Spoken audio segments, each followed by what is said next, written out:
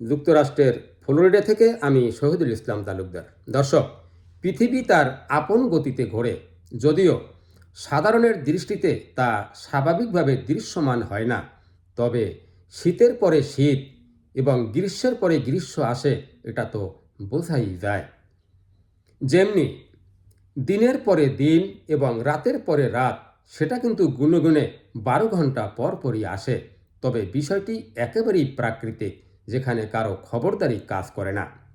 এখন বিষয়টি হলো, এটা যদি প্রকৃতির স্বাভাবিক প্রাকৃতিক নিয়ম হয়ে থাকে, তাহলে যে ভূখণ্ডটি একসময় ঐক্য পাকিস্তানপন্থীদের পদধ্বনিতে ধন্য হয়েছিল, সময়ের ব্যবধানে গণ রায় নিয়ে সেই ভূখণ্ডটি আবার যে তাদের পদধ্বনিতে ধন্য হবে না, সেটা কিন্তু বুকে হাত দিয়ে বলা যায় না।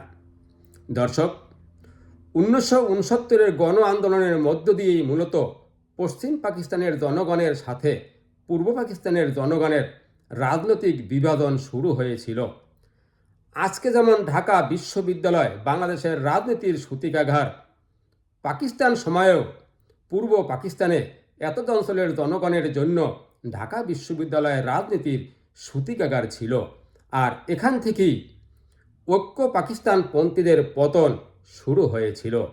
কিন্তু গতকালকে অবাক বিস্ময়ে দেখলাম, সেই ঢাকা বিশ্ববিদ্যালয়ে হাজারো কণ্ঠে ধ্বনিত হচ্ছে, তুমি কে, আমি কে, রাজাকার রাজাকার। দর্শক, আপনি যখন কোনো কথা বলেন, তখন আপনার চোখের দিকে তাকিয়ে বোঝা যায় কতখানি নিশ্চয়তা নিয়ে আপনি কথাটি বলছেন। সেক্ষেত্রে গতকাল ছেলে মেয়েদের ডেডিকেশন দেখেছি, তাদের উদ্দীপনা উপলব্ধি করেছি। দাবি আদায় না হওয়া পর্যন্ত তারা ঘরে ফিরে যাবে না। অতএব সরকারকে বলবো, কোটা নিয়ে কাল বিলম্ব না করে সময় উপযোগী সিদ্ধান্ত নিন, দেশকে স্থিতিশীলতার মধ্যে নিয়ে আসুন। দর্শক, আজকে এ পর্যন্তই। ভালো থাকবেন। আসসালামু আলাইকুম।